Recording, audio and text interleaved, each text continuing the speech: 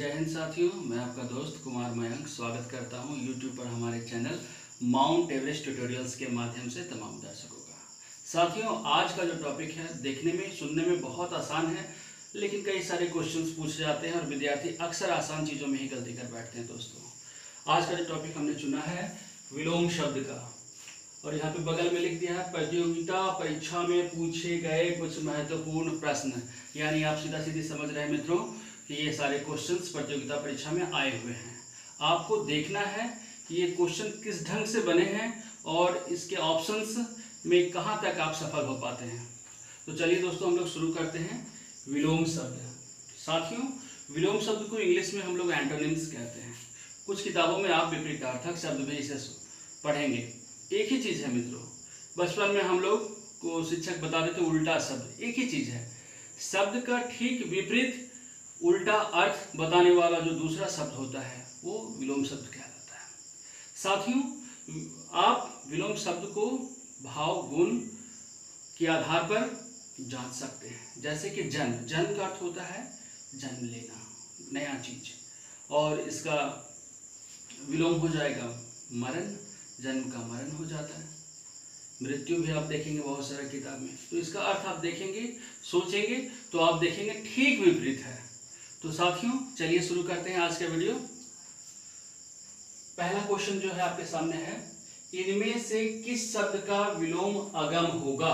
प्रश्न को ध्यान से समझेंगे मित्रों, किस शब्द का विलोम, यानी कि ये विलोम यहाँ पे दिया हुआ है अगम, तो ये चार ऑप्शन आपके पास दिए गए हैं, इसमें से आपको ढूंढना है कि इसका सही उत्तर क्या होगा मित्रों।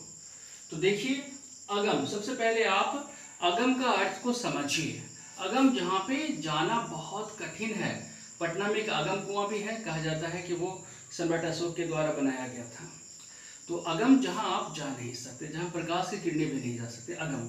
तो चलिए यहाँ पे देखते हैं इसका ऑप्शंस को एक एक करके हम लोग। दुर्गम, दुर्गम का दुर्ग का मतलब होता है कठिन रास्ता। सुगम, सु का मतलब होता है अच्छा, जहाँ पे आप आसानी से जा सकते हैं। दुर्जय, जय, जय शब्द का यहाँ पे जय का मीनिंग आप लोग जान ही रहे हैं, तो जीतने से होता है उसका संबंध, तो ये तो बिल्कुल भी नहीं होगा। अजय, अजय का मीनिंग होता है अविजित, मतलब ये भी जाने से संबंधित नहीं है। तो आप चारों पे विचार करने के बाद आप पाएंगे कि सुगम इसका सही ऑप्शन होगा, यानी कि ऑप्शन बी। क्वेश्चन है, इनमें से किस शब्द का विलोम अगम है, तो इसका सही उत्तर जो हो जाएगा वो होगा सुगम। चलिए आगे बढ़ते हैं मित्रों। अतिथि का विलोम शब्द बताइए। अतिथि, जो आपके घर में गेस्ट आते हैं उसे आप अतिथि कहते हैं। हिंदी का बहुत सुंदर सा वर्ड है अतिथि, यानी कि घर में आने वाला। तो इसका उल्टा क्या हो जाएगा, जो स्वागत करने वाला होता है। तो स्वागत करने वाले को आप क्या कहते हैं हिंदी में, आतिथेयी। जी हाँ, बिल्कुल, आतिथेयी ही स्वागत करने वाला होता है। दूसरा जो है आतताई, आतताई जो होता है क्रूर होता है, राक्षस आतताई होते हैं, तो यानी कि आतताई तो होगा ही नहीं। आतप, आतप तब से जुड़ा हुआ है, और आतिथि, आतिथि जो अतिथि अपना आदर सत्कार को स्वीकार करता है उसको आतिथ्य बोला जाता है। यानी कि इसका जो सही उत्तर हो जाएगा मित्रों, ये हो जाएगा आतिथेयी, ऑप्शन ए। तो आप देख रहे हैं कि अगर आप क्वेश्चन को ठीक ढंग से समझते हैं तो आप इसके विलोम शब्द तक पहुंच जाते हैं। याद रखिएगा मित्रों, संज्ञा का विलोम संज्ञा होगा, क्रिया का विलोम क्रिया होगा, विशेषण का विलोम विशेषण होगा, क्रिया विशेषण का विलोम क्रिया विशेषण होगा। ये आप थोड़ा सा चालाकी बरतेंगे, नहीं तो आप फंस सकते हैं, आप गलत ऑप्शन का चुनाव भी कर सकते हैं। चलिए आगे बढ़ते हैं। अमर, अमर इसका सीधा सीधी मीनिंग है कि जो कभी ना मरने वाले, जैसे देवताओं गण जो होते हैं वो अमर होते हैं। तो अमर का विलोम क्या होगा, अमर्त्य। अमर्त्य बिल्कुल अमर का ही एक समानार्थी शब्द है, तो अमर का अमर्त्य तो होगा ही नहीं। मर्त्य, मर्त्य इसका मीनिंग होता है मरने वाला, मान्य। और मृति, ये दोनों का अर्थ भिन्न भिन्न है, यानी कि इसका सही उत्तर जो हो जाएगा वो हो जाएगा मर्त्य। अगर आप हमारे वीडियो को समझ रहे हैं तो इसे लाइक जरूर करेंगे और सब्सक्राइब करके शेयर कर दीजिए अपने दोस्तों में, ताकि वो इस आसान टॉपिक को और भी आसानी से समझ सके। चलिए आगे बढ़ते हैं। अग्र का विलोम ढूंढें। क्वेश्चन देखिए आया हुआ है, ये आपको बहुत बार पूछा गया है कॉम्पिटिटिव एग्जाम्स में अग्र का विलोम, अग्र का मतलब होता है आगे, तो अग्रिम, अग्रिम से इंग्लिश में एडवांस कहते हैं, अग्रिम बुकिंग, पहले सिनेमा सर्कस में होता था एडवांस बुकिंग अग्रिम, तो ये बिल्कुल इससे मिलता जुलता शब्द है, तो ये नहीं होगा। पाश्च, पश्य, पश्य तो हो सकता है पीछे वाला। व्यग्र और विनित, ये दोनों का अर्थ बिल्कुल ही अलग है, यानी कि इसका जो अग्र का विलोम हो जाएगा ऑप्शन बी पश्य। अभिजात्य, अगला क्वेश्चन है अभिजात्य का विलोम। अभिजात्य जिसे हिंदी में हम लोग बोलते हैं कुलीन, अच्छे घराने के जो लोग होते हैं उसे अभिजात्य वर्ग बोला जाता है। अभिजात्य तो ये कुलीन का बिल्कुल समानार्थी है, सामान्य तो होगा ही नहीं। अकुलीन और वंचित, वंचित जिसे आप पतित कर देते हैं, छोड़ देते हैं, अलग कर देते हैं, तो वो वंचित हो जाता है, तो वंचित भी नहीं। तो यहाँ पे इसका आप सीधा सीधे देख रहे हैं ए, बी, सी और डी में ऑप्शन सी इसका सही आंसर है, अकुलीन। चलिए मित्रों आगे बढ़ते हैं। अतिवृष्टि का विलोम क्या होगा? वृष्टि मीन्स होता है वर्षा, अति मतलब बहुत ज्यादा, अतिवृष्टि, यहाँ देखिए उपसर्ग लगा हुआ है अति, अतिवृष्टि यानी कि बहुत ज्यादा बारिश, जैसे चेरापूंजी में होता है, मेघालय में, तो इसका विलोम क्या होगा? अति का अना, अनावृष्टि, ये बिल्कुल सही है, वृष्टि के आगे अना उपसर्ग लगा दिया और इसके मीनिंग को बिल्कुल ही बदल दिया, मतलब वृष्टि बिल्कुल भी नहीं होती, वर्षा बिल्कुल भी नहीं होती है। अकाल, अकाल अनाज से संबंधित हो जाता है। तूफान आप जान ही रहे हैं, तूफान जो जोरदार हवा चलती है उसे तूफान कहते हैं। और वर्षा, तो वर्षा वृष्टि से संबंधित है, तो आप देख पा रहे हैं कि ऑप्शन ए पूरा का पूरा करेक्ट आंसर है। अतिवृष्टि का जो विलोम होगा वो कुछ नहीं, अनावृष्टि होगा। मित्रों आप मेरे चैनल को सब्सक्राइब जरूर कीजिए। चलिए आगे बढ़ते हैं। आकर्षण का विलोम। आकर्षण आपने मैग्नेट में देखा होगा, चुंबक में आकर्षण, एक दूसरे की तरफ आगे की ओर बढ़ना, उसे आकर्षण कहते हैं। प्रेम, घृणा, विकर्षण, संकर्षण। प्रेम इससे मिलता जुलता समानार्थी आप बोल सकते हैं। घृणा नहीं, घृणा बिल्कुल भी नहीं होगा। विकर्षण, संकर्षण, ये दोनों एक जैसा सुनने में लग रहा है।